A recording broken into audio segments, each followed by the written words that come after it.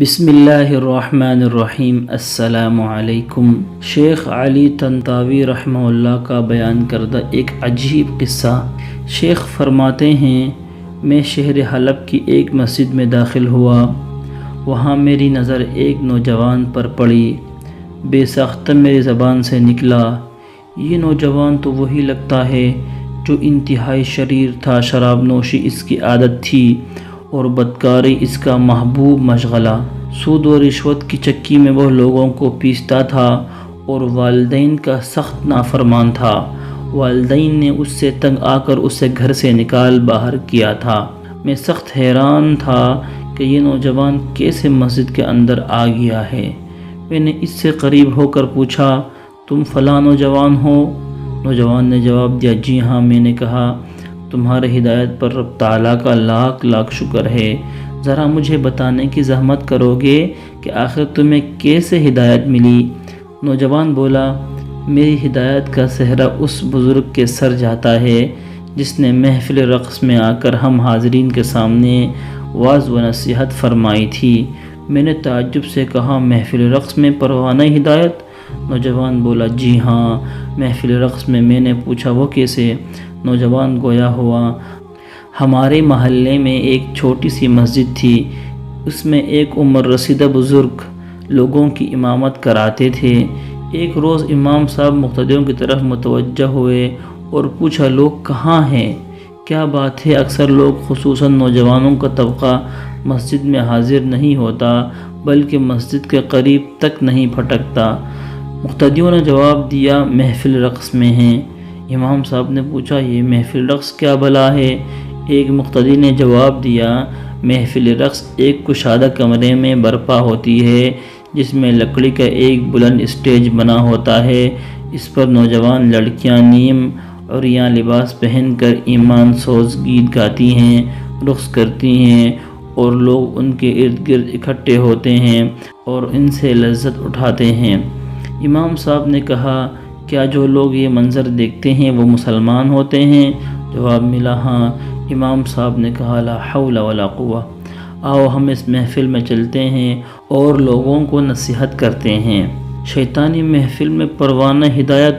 مقتدیوں نے کہا، امام صاحب آپ کون سی دنیا میں ہیں؟ آپ ایسے لوگوں کو نصیحت کریں گے اور وہ بھی محفل رقص میں؟ امام صاحب نے کہا، ہاں ہاں بالکل۔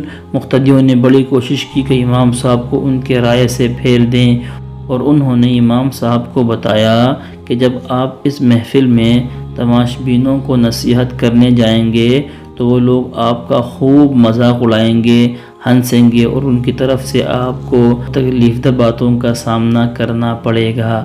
امام صاحب نے فرمایا، کیا ہم لوگ رسول اقدس صلی اللہ علیہ وسلم سے بہتر ہیں؟ یہ کہہ کر امام صاحب نے ایک مقتدی کا ہاتھ پکڑا اور ساتھ لے کر چل پڑے تاکہ وہ ڈانسنگ ہال تک رہنمائی کر سکے۔ جب امام صاحب ان کے ساتھ مقتدی حضرات ڈانسنگ ہال پہنچے تو اس کے ذمہ دار نے پوچھا، تم لوگ یہاں کس نیت سے آئے ہو؟ امام صاحب نے جواب دیا، ڈانسنگ ہال میں جو لوگ موجود ہیں ہم انہیں کچھ نصیحت کرنا چاہتے ہیں۔ امام صاحب کی بات سن کر ذمہ دار بڑے تعجب میں پڑ گئے اور انہیں غور سے نیچے تک دیکھنے لگا۔ پھر اس نے ان لوگوں کو اندر داخل ہونے سے منع کر دیا۔ امام صاحب اور ان کے ساتھ گئے ہوئے لوگوں نے ذمہ دار کو بڑا سمجھایا بجھایا اور اس سے اپیل کی کہ وہ اندر داخل ہونے کی اجازت دے دے۔ بالآخر ان لوگوں نے ڈانسنگ ہال کے ذمہ دار کو اس کی ایک دن کی آمدنی دے کر اندر داخل ہونے کی اجازت طلب کی۔ ذمہ دار نے ان کی تجویز قبول کرنے کے بعد کہا، آج جاؤ، کل جب پروگرام کا افتتاح ہو تو تم لوگ آنا۔ نوجوان آگے بیان کرتا ہے کہ میں اگلے دن جب ڈانسنگ ہال کے اندر موجود تھا، اسٹیج پر ایک نوجوان دوشیزہ نمودار ہوئی اور اس نے رقص کرنا شروع کیا۔ جب اس کا رقص ختم ہوا تو اسٹیج کا پردہ گرا۔ جب پردہ دوبارہ اٹھا تو اچانک سامنے اسٹیج پر ایک باوقار بزرگ ایک کرسی پر بیٹھے ہوئے نظر آئے۔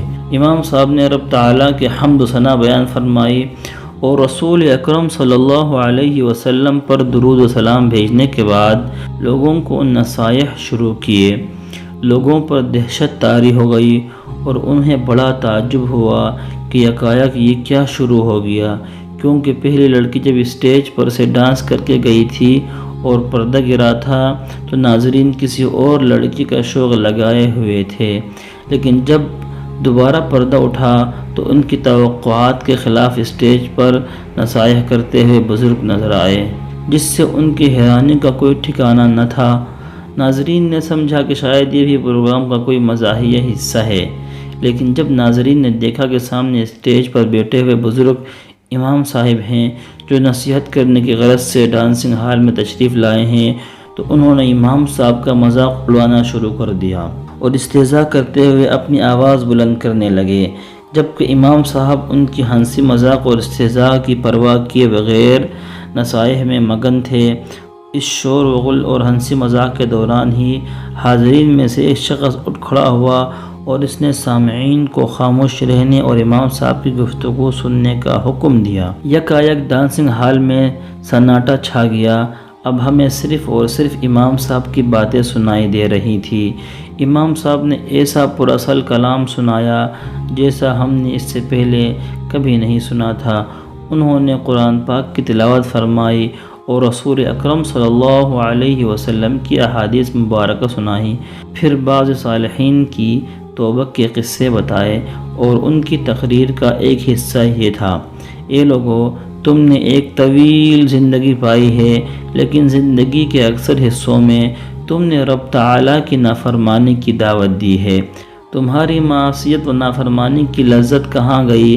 لذت وقتی تھی، اب وہ غائب ہو چکی ہے، لیکن تمہارے سیاہ نامہ اعمال باقی رہ گئے ہیں، اور عن قریب قیامت کے روز تم سے اس سلسلے میں باز پرس ہوگی، اور وہ دن دور نہیں جس میں اس کائنات میں کوئی زندہ نہ رہے گا، سب مر جائیں گے، صرف اور صرف خدا سبحانہ و تعالیٰ کی ذات بابرکت باقی رہے گی۔ اے لوگو، کیا تم نے کبھی اپنے نامہ اعمال میں جھانکنے کی کوشش کی ہے کہ تمہارے سیاہ اعمال تمہارے نامہ اعمال تمہیں کس طرف لے جا رہے ہیں، جب تمہارے اندر دنیاوی آگ برداشت کرنے کی طاقت نہیں کہ پل بھر میں یہ آتش تمہاری چمڑی ادھیر کر رکھ دیتی ہے، جبکہ یہ جہنم کی آگ کا 17واں حصہ ہے۔ پھر جہنم کی آگ تم کیسے برداشت کر سکتے ہو؟ لوگو، ایک لمحہ بھی ضائع کیے بغیر خدا تعالیٰ سے توبہ استغفار کرو۔ یہ خطاب سنتے ہی تمام لوگ رو پڑے، پھر امام صاحب ڈانسنگ ہال سے نکل پڑے اور ان کے پیچھے لوگوں کا اجتماع بھی باہر آ گیا۔ سارے لوگوں نے امام صاحب کے ہاتھ پر توبہ کی، حتیٰ کہ ڈانسنگ ہال کا مالک بھی تائب ہو گیا اور اپنے گزشتہ کردار پر بڑا نادم ہوا۔